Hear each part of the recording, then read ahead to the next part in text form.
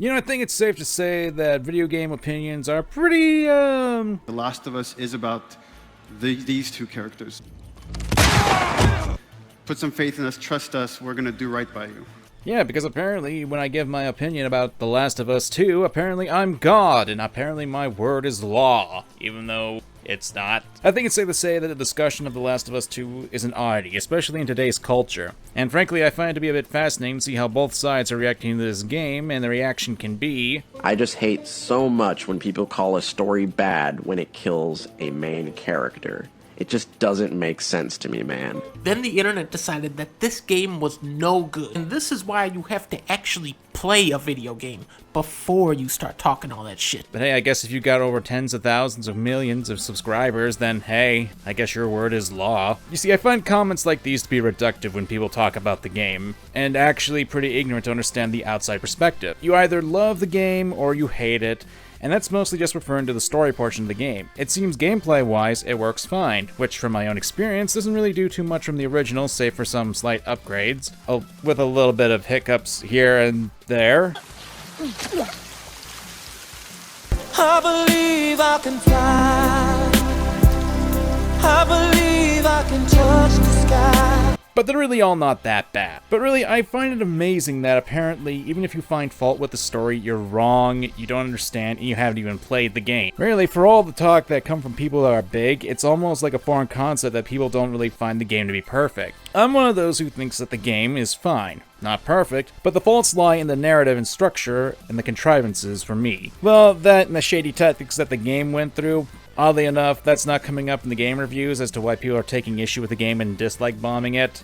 It feels pretty messed up to kill a dog, especially when you hear it yelp and do all that stuff. So you're left with this situation like, okay, do I want to try to ghost this whole setup? Which you didn't have to kill a single dog in this scenario. I don't know if anybody did that here, but you don't have to. Shit. Stupid dog. Stupid dog! You made me look bad! Really, I find the discussion to be rather lopsided, but I want to take this video to address some of the counter-arguments that people have, especially with my video, and most notably the ones that decide to act really rude to me and accuse me of unsavory things. So I guess it's my turn to become God, and make my word become law. Oi, you! Shut your mouth and look at my wad! This is rather an interesting point, because I've seen some videos actually saying that Joel shouldn't have been this dumb to introduce himself to people. And that argument does actually work, because I have seen people make that argument. However, people tend to focus on this nitpick that it wasn't Joel who introduced himself. And while you're right about that, I personally never said Joel. I said they, as in both Joel and Tommy. I know it sounds like splitting hairs, but it isn't. That they should know better than to do this, especially the people that they don't know. I'm going to explain a little bit more of this in the next section since it falls more into that rebuttal, but essentially it's because their experience in the world should teach them to be a bit more cautious with people outside their county. They're both members of the Jackson County who are doing rounds around the county, and that would require some actual upkeep of their skills and practicality in the world. What doesn't help that we're shown a scene in The Last of Us 2 where we see Joel explaining to Tommy the situation with Ellie and what he did to the Fireflies to save her and practically doom humanity. A situation that I may remind you of that Joel himself said, "You just come after her." So both of them should be well aware that if there are any survivors of the Fireflies, that they could potentially come after them. So they should be a little careful when dealing with new people. Like having a vetting process before you allow people in your community, or, at least get all chummy with them. Stop right there, criminal scum! I want to point out this counterpoint doesn't really make a whole lot of sense, and it's one that people keep trying to peddle in my comments section of my previous video. And that's the fact of the 4 years that the two were in Jackson, they became softer in their ability. While I'm not fully against the idea, there are several problems with that. Like, there's no established proof that the two have actually gotten soft in the time of Jackson. And there's actually evidence that goes against that, and it's in the game itself. They're in the flashbacks, scenes that show Joel and Tommy are taking Ellie out on patrol, with Tommy showing Ellie how to use a sniper rifle, and Joel being able to take out an infected in an efficient manner without being caught. And all of this happens, mind you, while they're still in Jackson, and you can tell this by the clear timestamp at the beginning of the sequences. The fact that they're still going on patrols during the current events of the game also lead me to believe that they haven't gotten soft in that regard. Back in the first game, Tommy showed himself to be skeptical when Joel showed up to his settlement, simply because he didn't recognize Joel. It's an odd thing to see people staunchly defend the game and yet not even consider their arguments in the scenes that are in the game. I'll admit, Maybe I'm not paying attention to it close enough, but I'm just giving my perspective out there. And then there's this one. This one item shows that Jackson is searching for survivors. Yeah, that only goes to show that it's a bit stupid if you ask me. Mainly because there's not a vetting process to allow people in this county. Wouldn't you want to check to see if they got bit?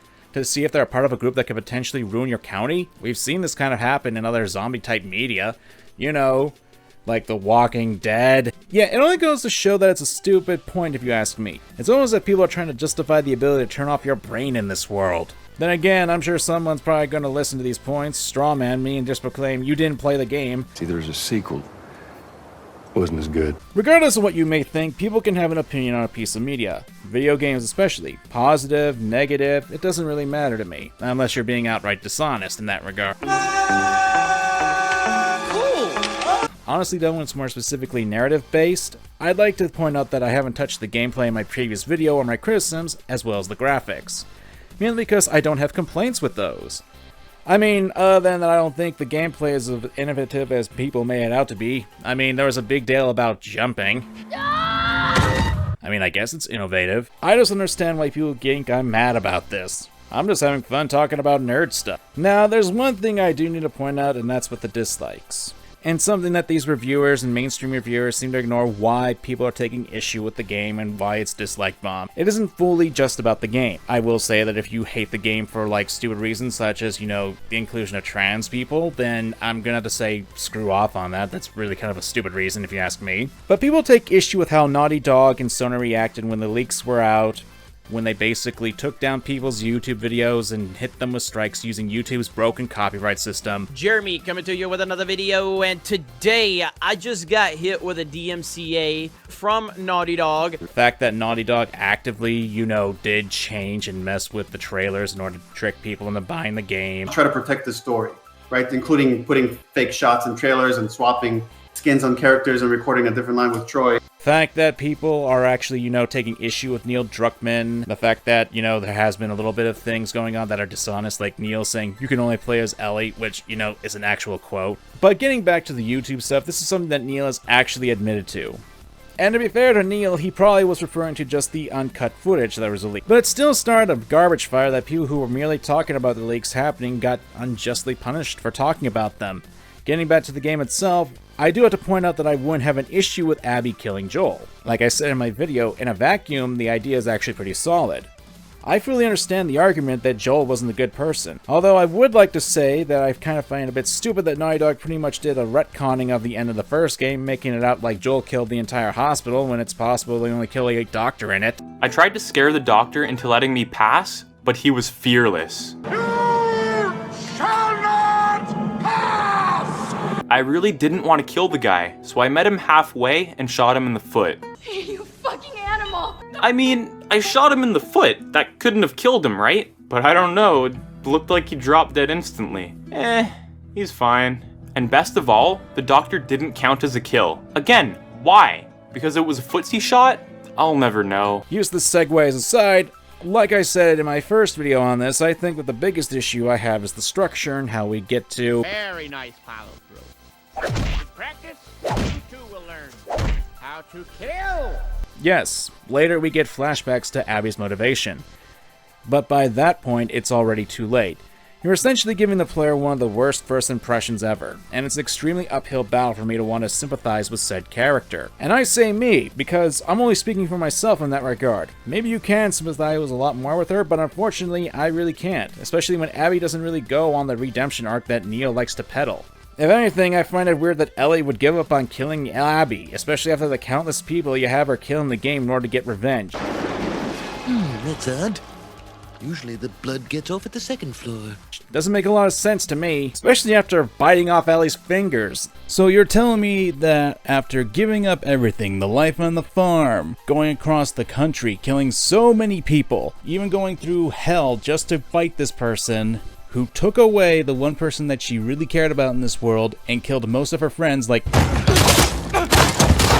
Ironically enough, they basically just left on the wayside after he died. You're telling me, after all that, and chomping off her fingers, Ellie lets her go. It's that nasty disconnect that happens in gaming sometimes, where you kill hundreds of goons, All of which, by the way, this game goes out of its way to make sure you can hear them suffer or have someone yell out their name. Regardless, I know that I'm just yelling into the void. No matter what I say, people will just cry out and say I didn't do my research. So, I'm gonna say this. This will be the last video where I make The Last of Us 2 the main talking point. Just not worth the headache anymore. But I appreciate all the support on the last video. I'm Manga Coleman, and remember to examine your fandom. See, there's a sequel. Wasn't as good.